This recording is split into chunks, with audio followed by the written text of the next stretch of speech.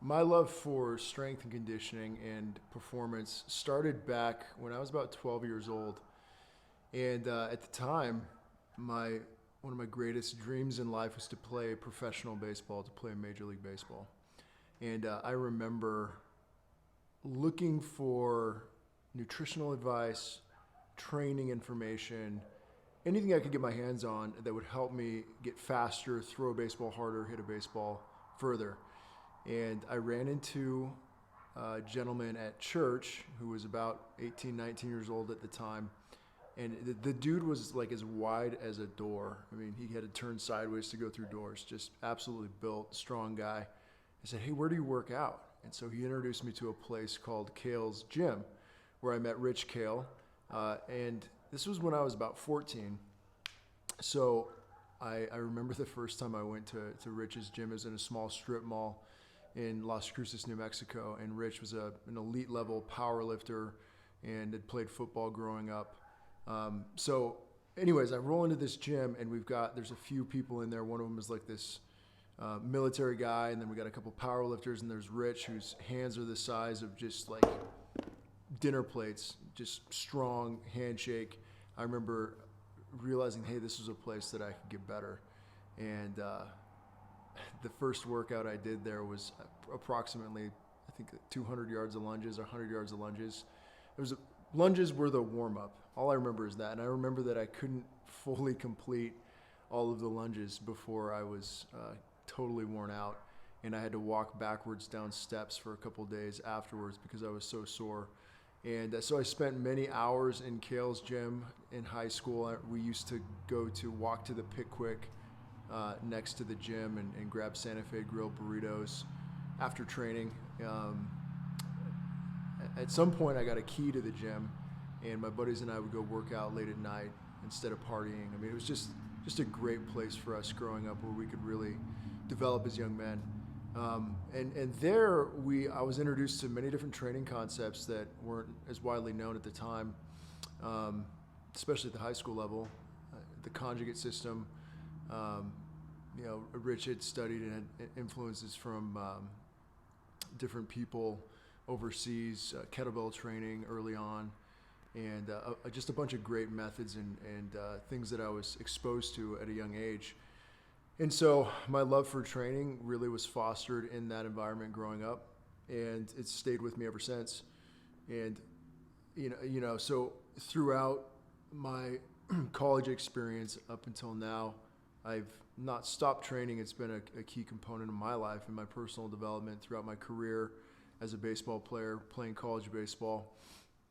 And now as a strength coach, obviously it's still my personal journey in strength and conditioning and human performance, health and fitness. That whole realm is a huge part of what I do. It's really kind of the essence of who I am as a person, one of the key things that defines who I am.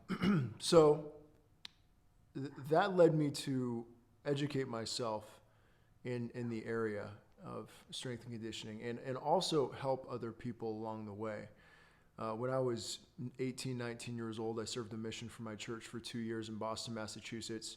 And although I didn't have any specific credentials at the time as a certification or anything like that, I had a wide range of knowledge from my practical experience and conversations with Rich that I was able to use as a missionary. We had a limited time to work out, and so we designed DIY equipment for our apartments.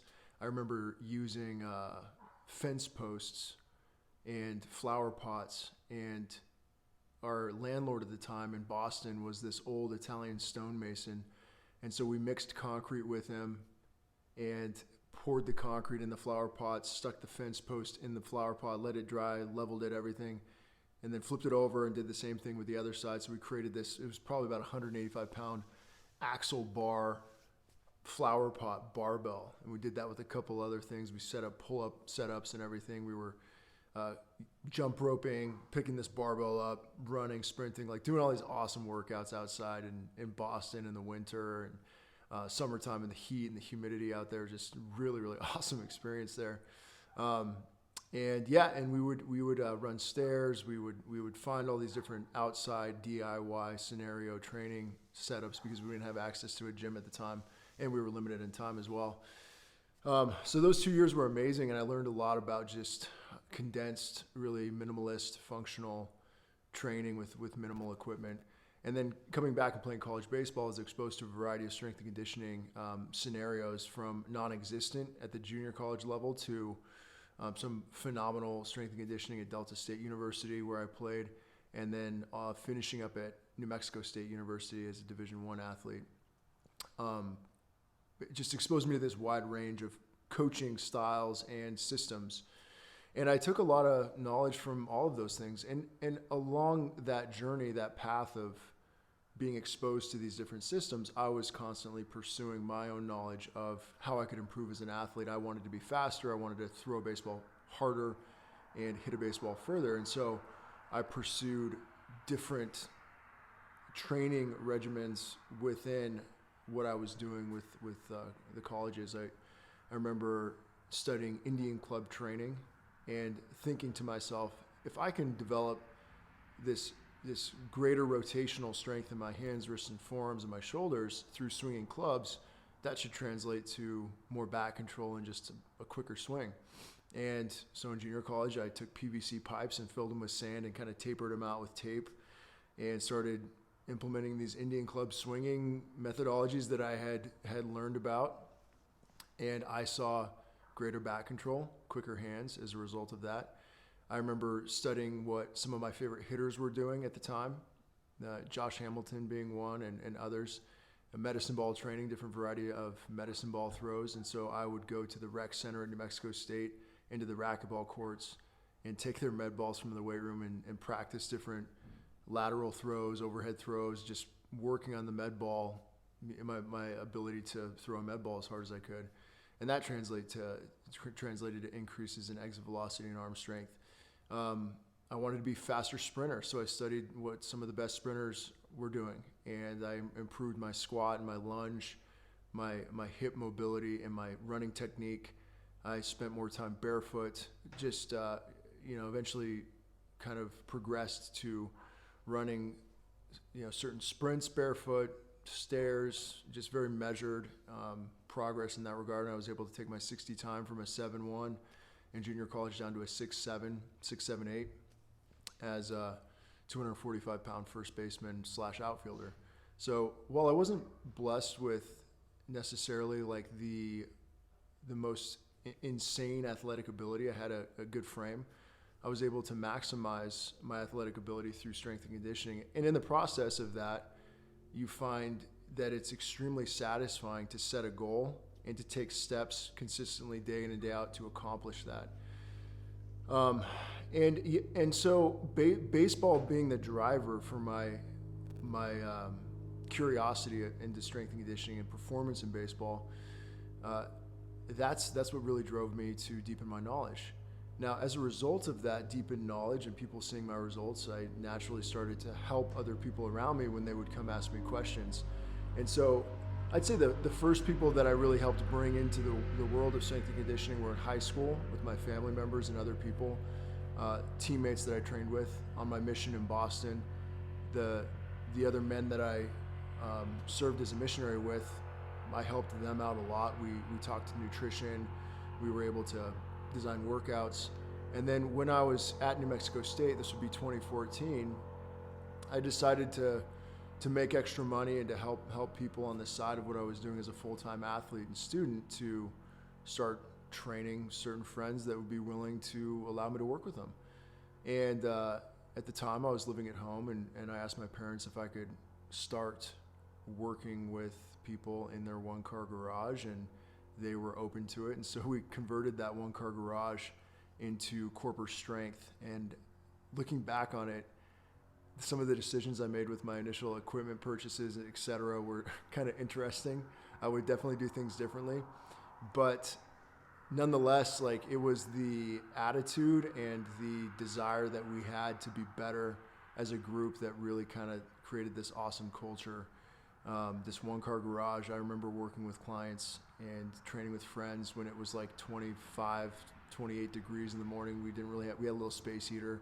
There were other times in the summer where it was 98, 100 degrees, humid. A lot of the training we did was outside because it was so small in the garage. We had bumper plates, barbell. We acquired some metal plates. We had a little power rack that was fabricated by a gentleman in El Paso, so we had college athletes training there. We had professionals training there, and it was a great little just group, great little culture that we built. And in that process, I started working with a supplement company. I'd used their products and really fell in love with them and started selling them as part of what I did.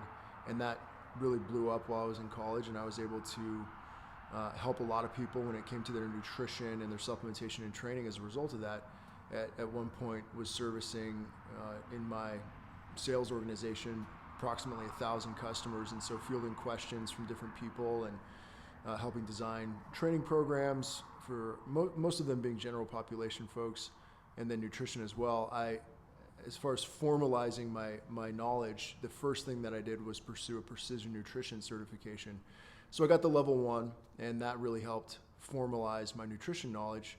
And the training piece of it, I just continued to study and apply and kind of learn through practical application in the field and working with people.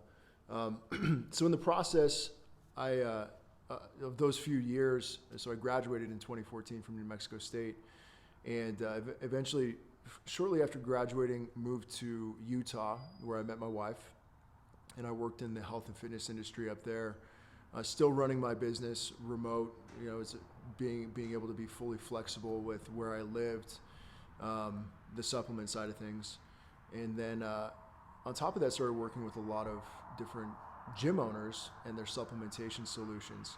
So I spent a lot of time doing body composition testing, putting on workshops, coaching nutrition, helping people find good solutions when it came to their gut health or their recovery from training, blending quality training principles with nutrition and supplementation, and worked with hundreds of people in the Utah market, Utah County and Salt Lake County.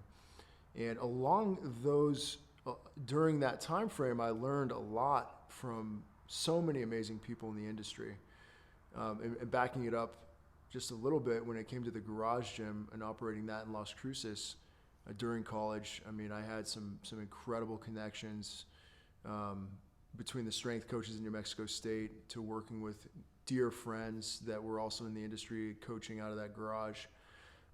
So throughout those years, 14, 15, 16, I was exposed to so many different training modalities, from strongman to CrossFit to bodybuilding and figure competitions, and just the huge spectrum of people in the industry, and just learning what they did and why they did it, and was able to pull a lot of great information from those different, I'd say, mentors and connections. So in the meantime, the garage gym remained in Las Cruces, and my parents and my family continued to train, and it started to become more of a central thing in our family throughout those years, as my mom had an incredible transformation story and just got in amazing shape, and brothers being elite athletes, sister being an elite athlete, and also starting to find a love for yoga, and that becoming a thing that she really loves to do now. All of those things happened in our own lives in just kind of a really neat way. And then, so after living in Utah for a little while, my path took me to Arizona and then back to New Mexico. And in Arizona, I connected with some amazing people when it comes to strength and conditioning that have been mentors and helped guide me on my path and teach me different things. And in that time frame, I decided to formalize my knowledge of strength and conditioning with the Certified Strength and Conditioning Specialist, the CSCS certification.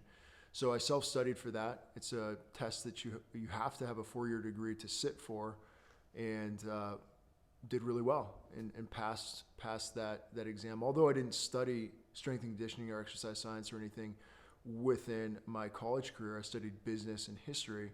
I was able to pass an exam that many people take, or get an undergrad in kinesiology or one of these other sports science or exercise science degrees. So while my knowledge of science was something I really needed to work on, the practical side, coaching movements, programming, etc., had really been developed through years of working with people and just learning as I worked with people. Pretty cool stuff. So getting the CSCS was really for me, it's a certification doesn't make a great coach. It shows that you have this base level of knowledge.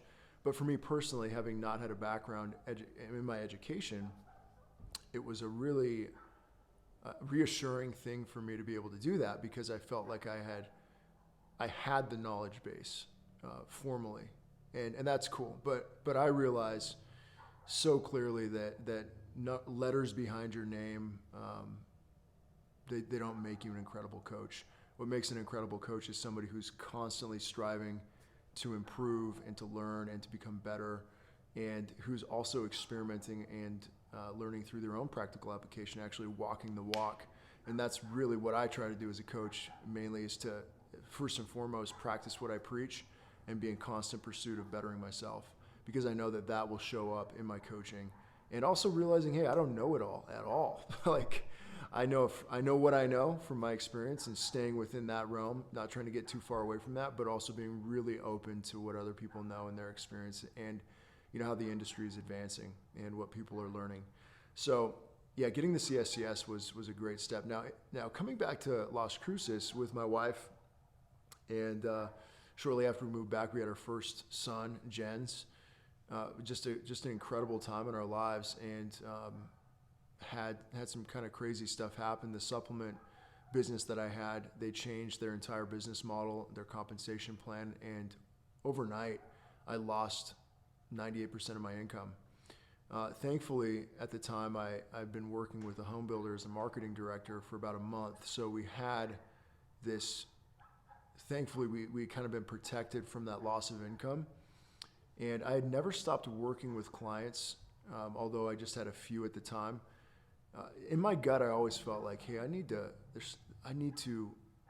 continue and never quit working with people when it comes to their health and their strength and performance. And so while I'd been gone, my parents had remodeled the barn where I'm sitting right now. They had paved it, put these amazing doors back here, and moved some of the equipment from the original one-car garage into here. We only had one power rack at the time in the barn. It was kind of really sparse. And I decided, hey, I think it's time for me to start really working with more people. I just felt, the best way to describe it is I felt called to work with people, to help them. So I launched a program to work with baseball guys, because that's the market, the group of people that I can most relate to.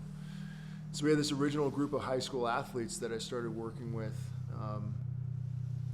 and a couple other folks, general population folks, and it was just awesome to start training people again in the barn, or I should say in Las Cruces. And the same sort of vibe as the original one-car garage, where we had really no AC, we had really no heat, so we got guys coming in and you can see your breath while you're training in the winter, and in the summertime you're dripping with sweat, and there's flies, and it's like humid. It's just this kind of really hardcore training environment, and so much fun to work with people in this setting. And so working in the barn started to grow quite a bit, and I felt like, hey, now's the time I can roll into a bigger space. I should rent out a small warehouse, not go too crazy, and grow my business. This is while I'm working a 9-to-5 and raising a family. And this was kind of last year, 2019, later 2019. And so I started putting all the pieces in place. Mind you, cash flowing my business, just taking one step at a time, building it from the ground up. And so I find this little warehouse space. The rent was perfect for what I wanted to do. It wasn't huge, but it was enough for me to coach the clients that I needed to. And I'd have my own little office space there where I could program or film content, do that kind of stuff. And so I just felt really good about it. This was December 2019. I started looking at spots. So January 2020, February, find the spot in January, February. I signed the lease mid-February, and pay rent, pay my deposit, pay rent. March is the first month. March of 2020 is the first month that I paid rent this new space. And so I remember like working my job in the day and then going and painting in the gym till 2 a.m. installing turf with a good friend of mine, like just doing all this work on this space to get it perfect for when I was going to open, because there's just like this vision in my mind of this is my spot. Like, this is what it's going to be like. It's going to be so cool. And like having all these different things that I wanted to do in there. Investing in some more equipment and racks and finding equipment on Craigslist or Facebook Marketplace, driving to El Paso to grab dumbbells from a guy and like all this stuff. And so here comes March 2020, still training people in the barn, and that's going really well. And so we get this space, get all the crew together. We roll out and we throw equipment in the trucks and trailers, and we drive over and we install it, we get everything in, and like that week where we started moving things over, COVID-19 happens, and we've got this 14 days to stop the spread, and the timing of my gym opening like directly corresponded with the timing of COVID progressing in the United States, and I look back on it. And the week that I was going to open in March, that I had worked so hard for, was the same week that the governor in New Mexico ordered a mandatory shutdown of all gyms. And so here I am. I've got a bunch of high school athletes I'm working with and other people that depend on me to help them progress. And this is unprecedented. I mean, guys who are mid-senior year in high school, other guys who are junior year, sophomore year. These are years that they really want to perform well, and they need as far as the progression goes. People who are looking to lose weight, who are wanting to get stronger. So all of these people, here we are as this group faced with this shutdown of the gym, this environment and culture and community that we had built and that we loved so much, shut down. And so I had a decision to make at that time to kind of, there's this part of you that says, if I shut down now and I quit, because this is hard, like I'm getting up at 4 a.m. every day, I'm coaching, which is exhausting. I'm training myself, and then I'm working all day. I'm spending time with my family. Like I'm just going, like every Saturday morning, I'm up at 4 and I'm programming until, for a few hours. Like I'm just working like crazy on my dream and on this thing that I love so much. So again, there's this thought that kind of creeps up in the back of your mind: should I quit? And would I be like kind of a martyr? People say, "Oh gosh, it's just too bad. Like, it just didn't work out, and you worked really hard for that. But hey, like, what can you do, right?" There's this other part of me that says, you know what? In no way, shape, or form are you going to quit at all, because you've built this thing for years, and there are people depending on you. You have an opportunity right now to lead out and to show people, especially just those people close to you, right? The people that you interact with every day. Show them that you're not going to quit, and that they shouldn't quit on their dreams either. And so that thankfully was I made the decision to pursue that route when it came to how I handled stuff. And I remember when we shut down, I'm like, you know what? All right, we can't train in a gym setting. We're going to go train outside and we're going to be distanced. We're going to go run stairs. I'll take kettlebells. I'll take whatever I did. And we went to like New Mexico State and ran stairs, did circuits outside. Everybody's still thinking things are going to open back up. So I'm trying to keep my athletes like in check for that. And then things progress and the shutdown extends, and then high school sports are canceled, and all this stuff starts to transpire over March, April, May, June, July. And as the months roll on, the next step I took was lending out all of my equipment to my athletes: dumbbells, vests, barbells, plates, pretty much everything. I gave my gym away to all my people for that time, and I programmed for them on our software platform followed up with them. And it was a tough time because I'm not in person with them anymore. I don't know what their movement quality's like, what their intentions like, their motivation, how they're feeling about their training. Yes, we could communicate, but it was like when we were in that hard shutdown, it was kind of like it was just tough. It was a tough, really, really tough time. But we had I had athletes who continued to work throughout that time frame, and I just give them so much credit for that because it's not easy as a high school guy or college guy to have your dream taken from you, boom, just out of nowhere, and to continue to work through that. Like there's a lot of people, a lot of athletes who just gave up and stopped doing stuff. But like the crew that I have, I don't know what I would have done in that situation as a high school kid, but or in college. I feel like I would have worked through it, but man, like just to see them step up and continue to progress has just been awesome. So then things started to kind of open up a little bit. One of the limitations that I had, this is when the gyms were, I think, allowed at a limited capacity. One of the gyms this was actually prior to things really opening up. When it looked like things were starting to kind of ramp up to open up again, I had racks installed in the warehouse and brought most of my equipment in there and started having just a couple people in one at a time, distanced, et cetera. We were able to sanitize stuff, whatever. And a business owner next to the warehouse reported me, and we had the state police show up and give us a cease and desist. And so here I am paying rent, and I had a phenomenal landlord. So they were able to work with me on that, but I've got this space that I'm paying on, and for the first few months, not really being able to fully utilize it. And then thankfully with conversations, I was able to work some things out. But ultimately, it just came down to like totally reframing my vision for what I wanted to create. Because initially I had this idea of growing an in-person strength and conditioning business to a massive scale and building it out like huge in person and doing a lot of really big things like that. And then you've got this COVID shutdown, and you've got all these gym owners that I'm connected to, all these different people I'm connected to are all like totally pivoting.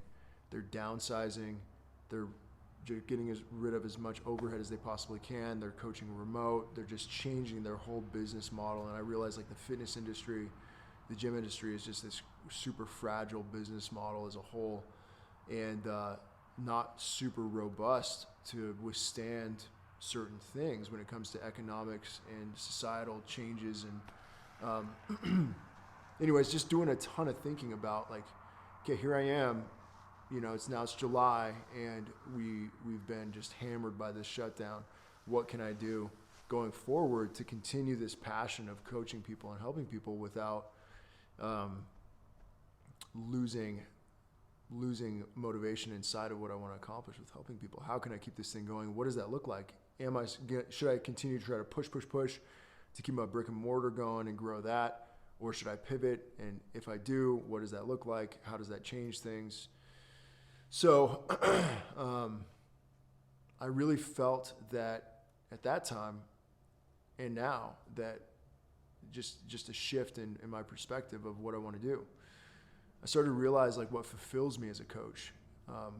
And I realized that I'm most fulfilled as a coach working with a very small number of people in person, which for me is 30 to 50 clients.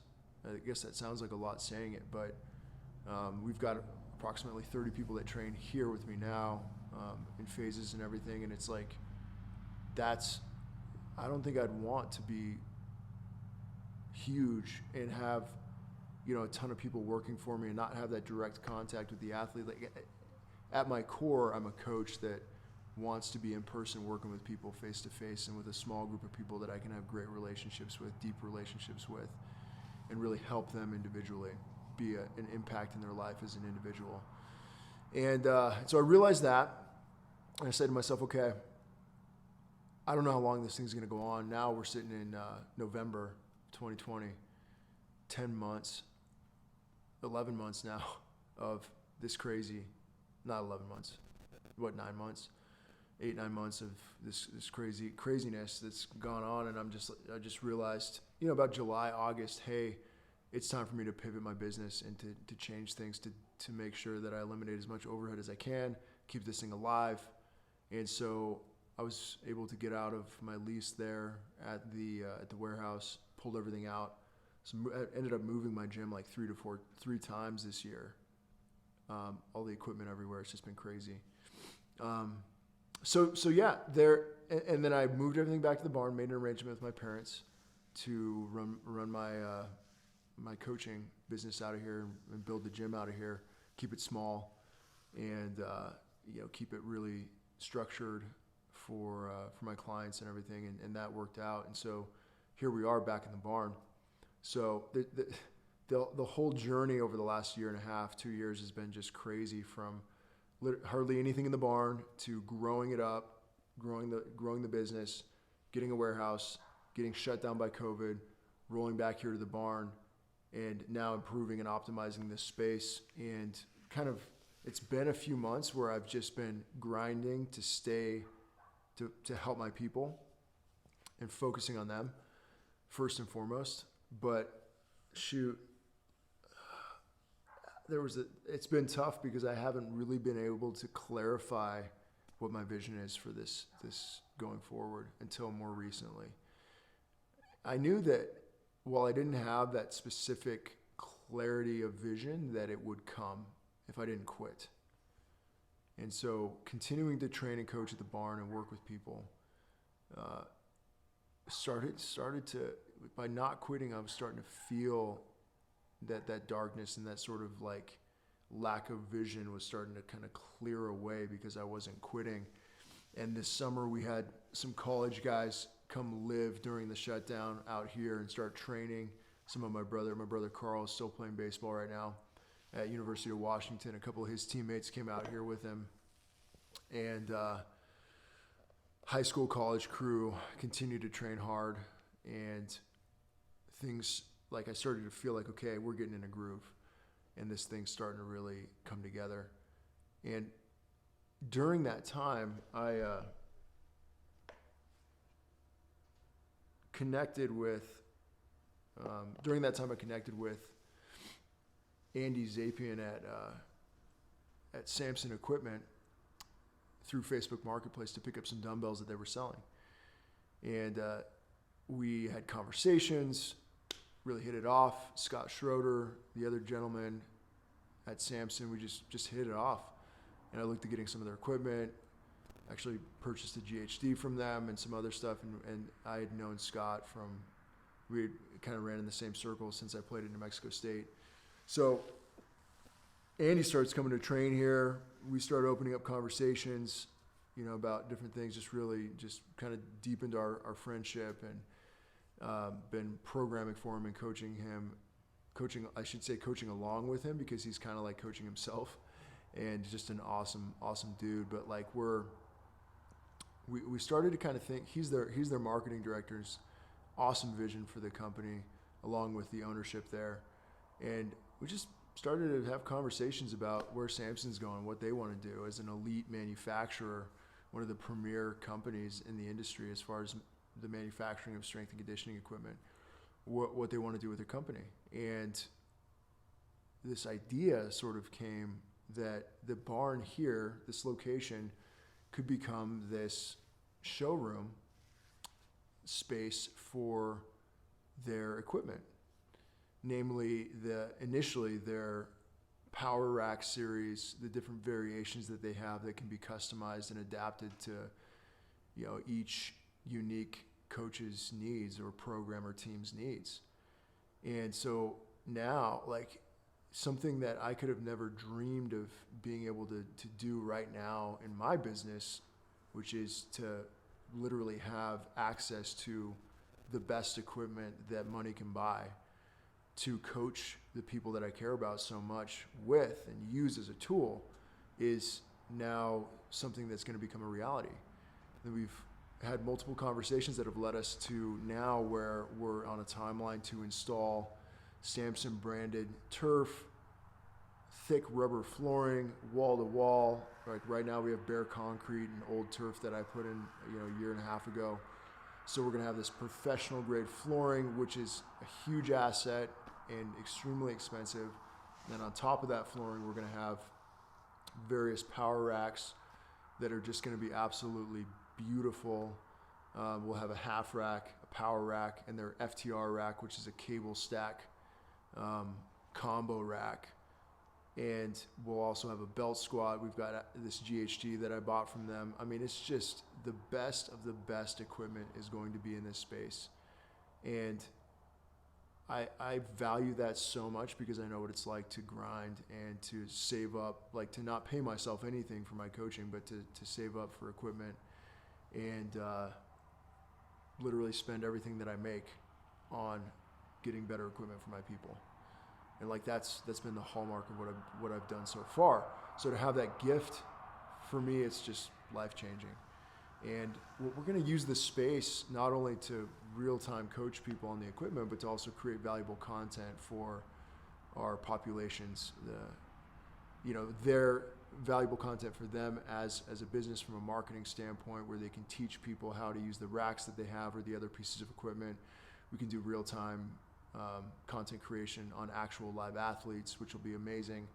And then I'll also be able to simultaneously use the equipment to demo and teach and coach and create content around my business and my brand. So it's going to be this really unique collaborative effort between Corporate Strength Culture and Samson Equipment that I'm really looking forward to. And so I'll document that process here on this channel and on different platforms to show you what we're doing and why we're doing it, and to give you more insight into them, Samson as a company, and what they bring to the table and who they are, because they're just an incredible organization that I'm honored to be a part of. So when all was seeming so just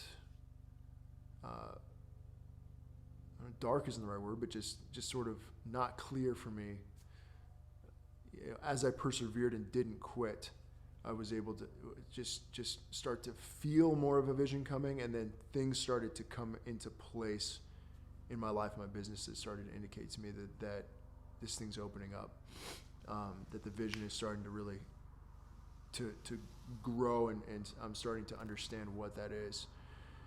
And in the name Corporate Strength Culture, I think I feel and find what I'm looking to create, which is that word culture. And the word strength culture to me represent the original feeling that I felt when I walked into Kale's gym growing up, and the feeling that I felt training with my friends in the One Car Garage, or the feeling that you feel when you have like a max out day with all of your teammates in a college setting, the feeling that you feel when you're working out by yourself in the dark morning when it's cold and it's just you and the barbell, or you and the kettlebell, the feeling that you feel when you're in a gym surrounded by individuals and athletes that are pursuing their goals and just crushing it and are focused on their training and getting great results and are learning and improving. That's the feeling that I want people to feel when they come train at Corporate Strength Culture, or when they associate with the brand, when they learn from us as a brand. And I want that culture to instill in young men, young women, families, the pursuit of excellence in physical strength and physical performance and health, because I know that pursuit is going to make them better no matter what their path in life is. And no matter how that path changes, so long as there's that pursuit of physical strength, physical conditioning, performances, that's a key component of who they are. That's part of their culture as a family or individual. That's going to make them just an incredible, productive member of society, and that's going to influence the world for better. So whether that's me touching 20 to 30 people, 40 people over the next 2 years here personally, or that's the combination of me doing that and spreading influence online and helping people remotely in different countries and states and in different areas. I don't know exactly what that's going to look like, but I know that first and foremost, what matters to me most is how I impact the people that I directly have contact with every day here in this gym. That's the top priority, period, when it comes to the brand. And even pulling that back a layer deeper, it's first and foremost, before that, who I am as a man, how I approach my own personal pursuit of the things that I'm promoting and teaching and coaching, and how I lead out my family and my two young sons and my wife, and what we do as a family unit, that how that translates to the people I'm working with here first and foremost in this gym. So those layers leading to the results that people get and beyond, it's spreading that to other people. I've considered my time doing this a success. And I don't have all the answers, and I don't know exactly how things are going to transpire, but I know that as I solidify that vision of what I want to do and how I want to help people, that those results from a business standpoint and just from an impact standpoint are going to speak for themselves. They're going to become apparent as I pursue the greater vision, the infinite game versus a finite game. Because you can have data metrics both from a training standpoint and a business standpoint that you can point to and say, look, I've succeeded because I've made this much money, or I've succeeded because so-and-so squats this much or deadlifts this much. And that's great.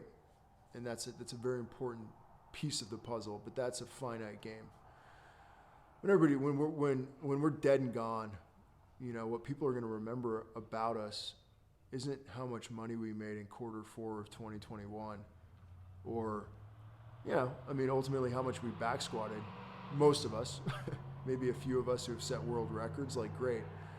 But if you set a world record and people remember that number and you're a total loser when it comes to how you treat people, what are people going to remember more? The number or who you were as a person? Now, if you're an amazing person and you help other people around you and you've got the combination of those results, that's the dynamite combination. But people ultimately remember the influence you had on them and the way you made them feel. And I think that's what I'm after ultimately. And it's not necessarily the numbers, but we got to have those, and we got to chase those, and we got to make those a part of what we do as an overall thing. So, but yeah, I like the rest of this year. We're November, December. I'm just looking at buttoning up and streamlining my processes as a coach, my programming processes, how I coach athletes, structures, training, finances, just all of these different systems of coaching and following up. Because now I realize, okay, if I'm going to really, I have to dial this operation to a T to help to achieve the result that I was just describing to you of influence and impact. The way that I program, the way that I teach and coach, the resources that I give my athletes, they all need to be upgraded in every way possible all the time. And the pursuit of that is what fires me up and gets me excited, because I just don't want to be sitting here a year from now doing the same thing that I was doing right now when it comes to a programming standpoint and how I coach and train. Because that would be an indication that I'm not learning and growing. You should be able to look at what I'm doing a year from now and see changes in what I'm doing. Maybe not necessarily the overall approach and system, but you should be able to see a difference in the way that this place is operated, an upgraded approach. And in my opinion, any gym or business or coach that you can't see that in is not in the pursuit of the infinite game. They're in the pursuit of the finite. And so that's what I want to really get going here over the next couple months. So there's a lot of work to be done, and it's challenging with the responsibilities that I have as a father and husband, and also working in my career and profession and marketing with the home builder that I work with. But that challenge is something that I embrace and I love, and it's motivating for me to, I enjoy the challenge. Absolutely. It's an absolute grind, but it's what life is all about, right? I don't ever want to not work at something helping people. So I'll probably be in here when I'm an old, decrepit man with a white beard trying to deadlift 135 pounds and I'm like 95. No, when I'm 95, I'll probably still be able to pull like in the twos, but we'll see. So yeah, what a journey this has been, and I'm looking forward to the next phase and sharing more of this journey with you, and just being a resource and somebody that other people can count on, and somebody that's learning and growing alongside everybody else. So catch you later.